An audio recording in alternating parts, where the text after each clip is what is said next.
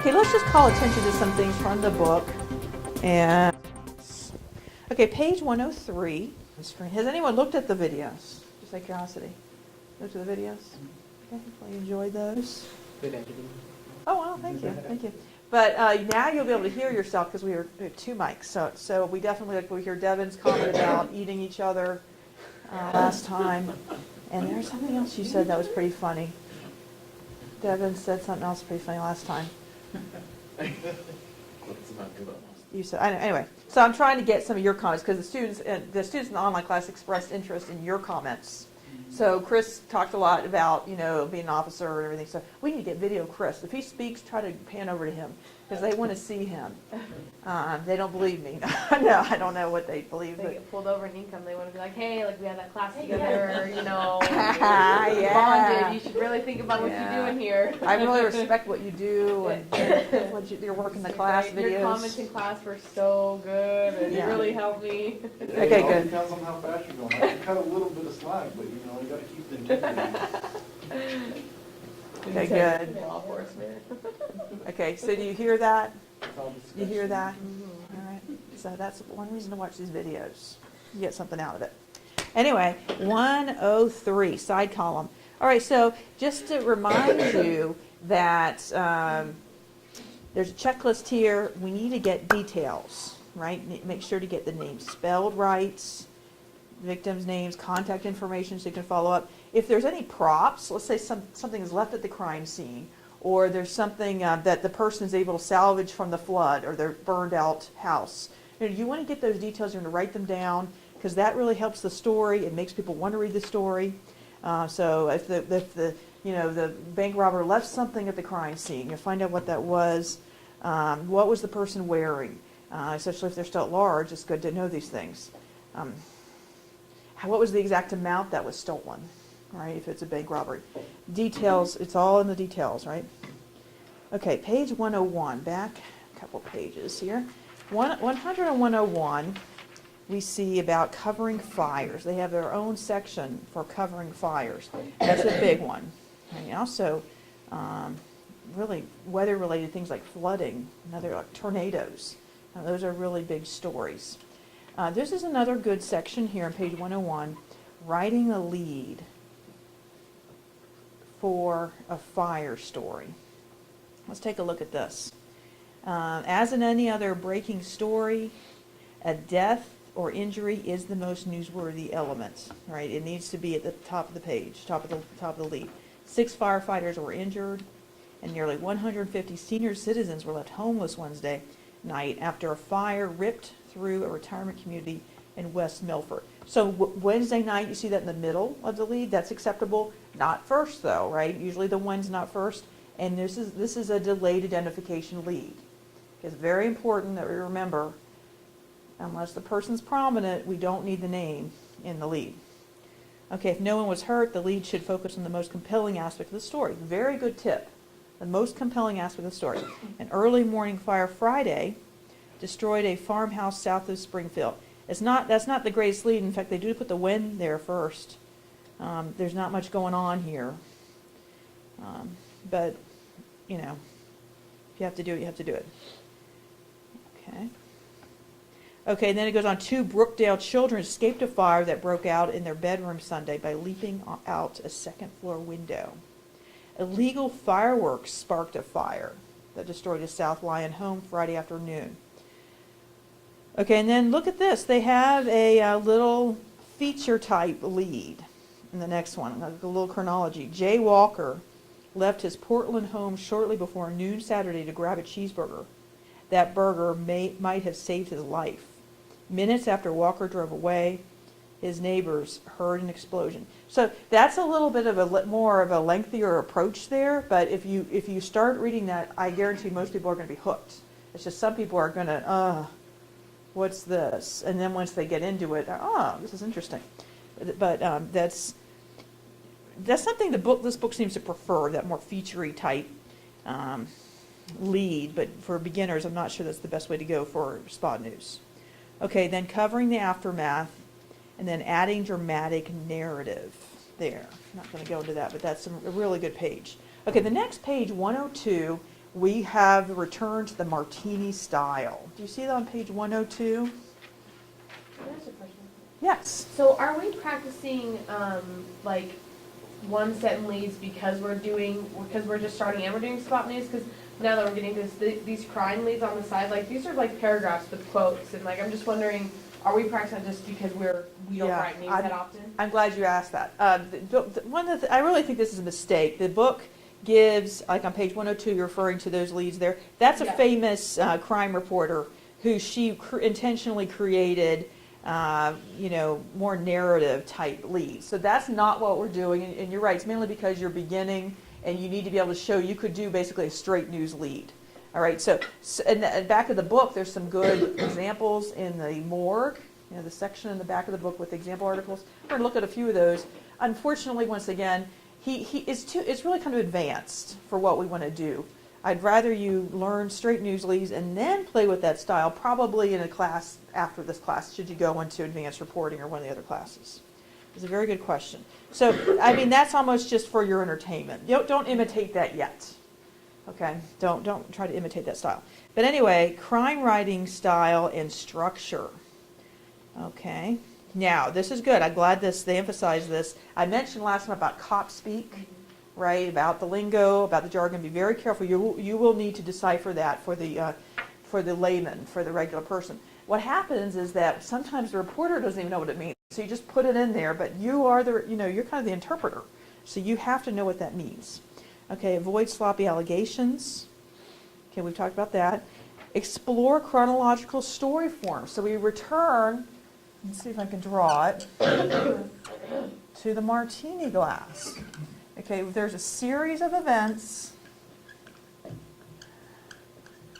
or there's a lot of complexity, you might have to do the martini style. So you have the inverted pyramid, of course, the chronology, and then a kicker at the end. What do you use this? Okay, now crime, accidents, this happens too. If there's an accident like a pileup, people want to know, well, what happened? What was the first car? The first one ran into the next car, and which was the one driving the fastest? Who had the injuries? What car? That's really complex.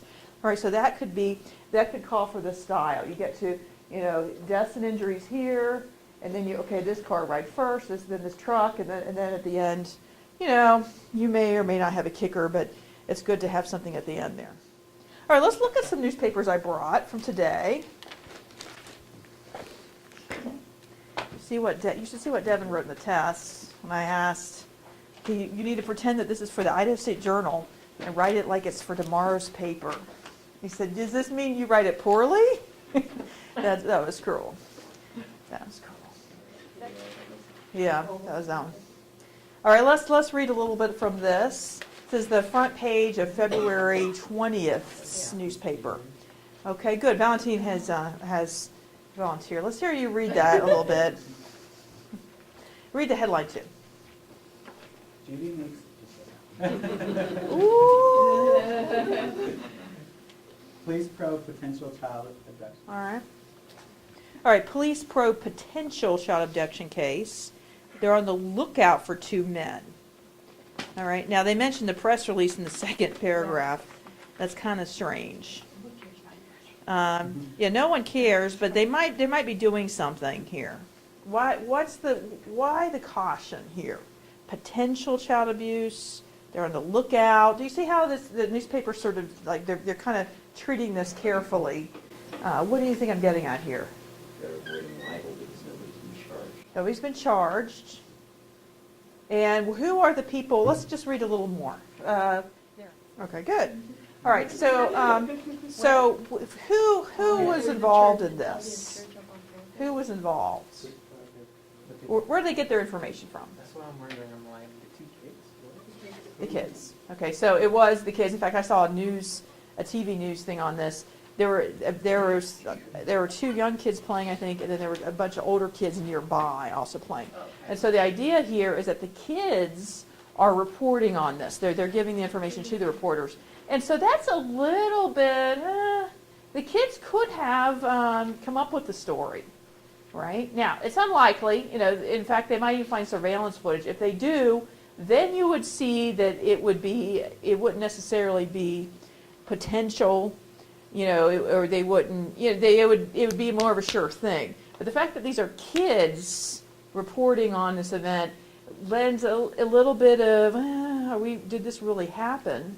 Because kids can lie, right? Now, but once if they were to have some surveillance footage of surveillance cameras, let's say their parking lot, then that would really lend a lot of credibility to it, and that would be, of course, a good thing to have, if they're looking for suspects. Okay, so there's that. Anything else about this? The press release is another way the newspaper can distance themselves from this if it turns out to be that the kids were lying, because it could say, well, the police believed it. So there was a case. There was a case where surveillance footage proved that a family was lying, and it wasn't really this type of story, but it was in Mississippi this past summer when a young child had been in a pit bull. She'd been really messed up by a pit bull, and they went to Kentucky Fried Chicken, and supposedly they had refused service, or they asked them to leave because of her disfigured condition, and there was gas and everything. Well, apparently the child had actually never come in and sit down, and they proved it with the surveillance footage that, that she may have, waited in the car or something. But the mother or the grandmother had accused the Kentucky Fried Chicken, got national media attention for this, and of course, people were saying, well, I'll never go to Kentucky Fried Chicken again, understandably, but it turned out to be lies. So the Yeah, I'm family pretty was, sure they even raised money. Oh, yeah. the family was saying that the KFC made them leave because their daughter's father. Yeah, that was upsetting other guests. It was But upsetting she other didn't even go customers. in the building. Well, the child had not even gone into the building. So sometimes people lie. Not to say that that's true here, but just especially when something involving children, and people who are opportunists will look for that. Okay, and then there's a brief. Look at the brief. I believe it's on A4. Check on that if they have suspicions. And in this case, there is a suspicion. Now, do we see anything here about that surprises you? Sorry, Chris. Anything here that's interesting? It's a delayed identification lead, right? And the date is last in the lead. So remember that. We usually put the date, in this case, Wednesday, last in the lead. One sentence lead, and then we get into the specific name of the officer. Casey Leonard. Okay, her name is given here. What do you think of that? But what about her privacy? What about, don't we want to respect her? That's good. All right, so this is an adult, right? It's not a minor. She's not a victim. She's the suspect, and we are getting this from public record, right? So that is fair game. So we can have her name in there. All right, do we see any other news briefs involved? Because I wish there were more. Not that I wish there were more crime. I mean, come on, go out and arrest people. Okay, so I don't think there's any more of that. So instead, let's look at the book and go ahead. Try to be reading briefs and crime, accident, disaster news. Not to depress you, but start reading that a lot this week and next week, because that's going to be really all through this unit until the test, because this is going to be stuff you'll see, and you'll definitely have an exercise on the test, a writing exercise involving spot news. Okay, so let's look at, to be very careful not to look at these featurey things, but I did want to look at some of these example articles in the book, at the back of the book. So go ahead and get your book out. Okay, 230. So like I said, some of these are really featurey, and I don't like that he did that. Instead, I want you to focus on these straight news written like a news article, inverted style, or in the martini glass. So page 230. I want you to read this, and as you're reading this, notice the sources. Where do you think they got this information from? Okay, maybe on a sheet of paper or in the margin. You might not want to write the book, but try to write down the sources as you read that, or highlight and put a notation where you see the sources mentioned. Okay, page 230, church bus crash on turnpike kills 3. You should read that actual article and look for how they got their information.